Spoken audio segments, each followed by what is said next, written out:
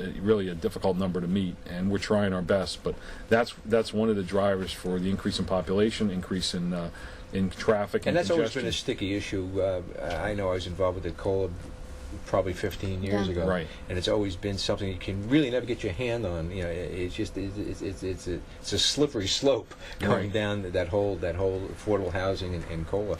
And I don't know if I really agree with towns being able to sell off or trade off their credits, but that's another show. Our argument is that we have a number of houses that are affordable in Toms River, but because they use an artificial cutoff date of 1985 as to when the houses could be counted towards affordable, it leaves out a number of other properties that are really affordable. Right. So the town is more affordable than the statistics would lead you to believe.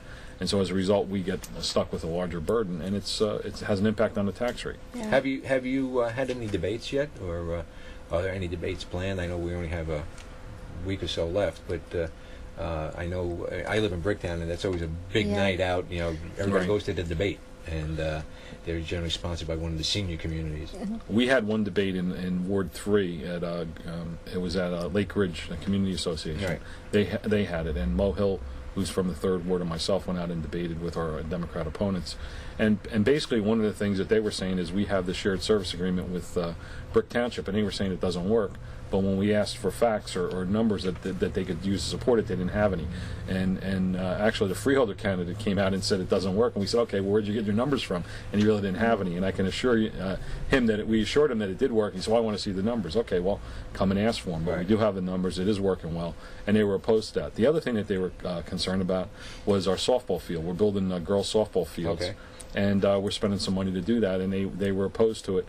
And then when they asked for how much it's going to cost the residents of Lake Ridge, it comes out to about $8 a year. Okay. So at the end of the day, it's not really a big burden, and we feel we need them. Well, yeah, and you know, a couple of weeks ago we had a gentleman on from the Toms River Girls Softball League, and he did a great job in explaining. Hopefully, people understand why that's all happening. Right. And these are things you need really to make any town, and particularly your town, a better town. Here tonight with Maruca. I'm sorry I mispronounced your name before, and George Wittmann. George.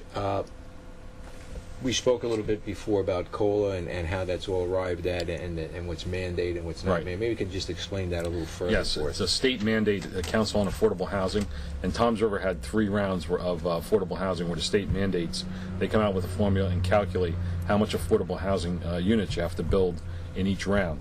And Toms River is now in its 3rd round, and we have something in the neighborhood of 2,000 affordable housing units that we have to construct. And the problem with that is that it places an undue burden on the residents of Toms River because the state mandates it.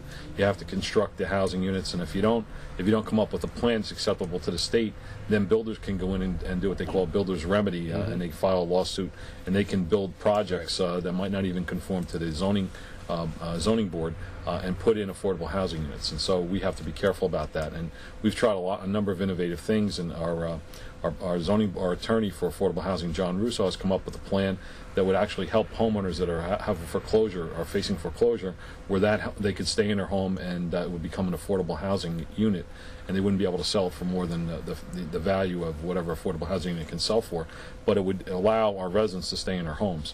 So through the Township Council, prior to me arriving, they work with the state to get a law passed that would allow that to occur.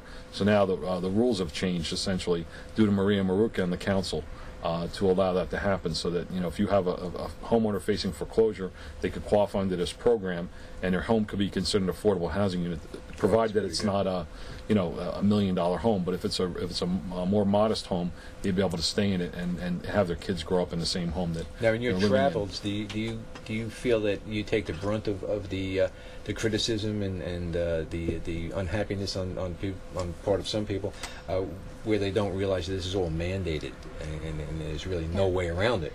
Yeah. Angela, when you meet with the general public, a lot of people really do not know how their local government works or how their state government works.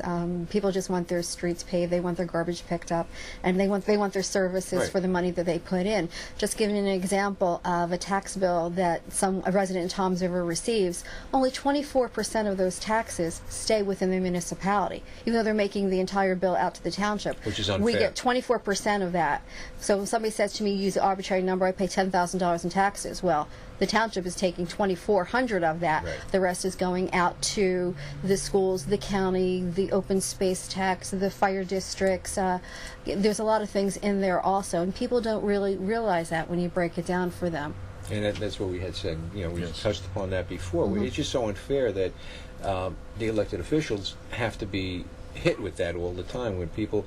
And there's got to be a way to remedy that situation. Right. I think even in other states they do send out separate bills for all these things. I know I Right. have a little place in Florida, and that's what they do. They get Right. separate bills for all this, and Yeah. We're the collection agency, more or less. So as a Yeah, result of being a collection absolutely. agency, it becomes we become the target, as though you're charging us $10,000. No, we're not really doing that. We're yeah, but charging. you're not going to convince anybody. No, that No, that's you're right. not. You're not. Because they see the bill and it has our name on it. Right. And But everything is mandated by the state. This is the way Right. that property taxes are calculated through the state of New Jersey. A lot of times, if people want things to change, Trenton's going to really have to change the way they do business. And that's going to be a long time. Right. Yes, That's- but I mean, but you have to start. No matter who party, Yeah. what party's in power, it never. But they're just going to have to, they're just going to have to start the way that property taxes are calculated and things of that nature, and even the way state aid is distributed. I mean, I know in Tom's River 2 years ago we got $1.7 million.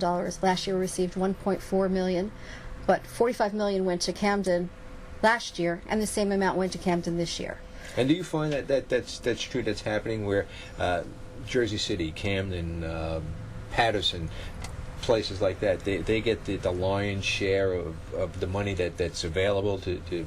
Yes. In fact, if you were to look at if you were to equalize just the amount of tax money that's given out to municipalities to some of the towns like Toms River or Brooktown, Woodbridge, Edison, and you would have level set it across the state, you would have a much lower tax rate in Toms River as a result of that. But what we're finding is the state mandates all these programs. They underfund the amount of money that they provide to the town, and yet they'll give $45 million to a town like Camden that loses more money in accounting than we actually get in aid.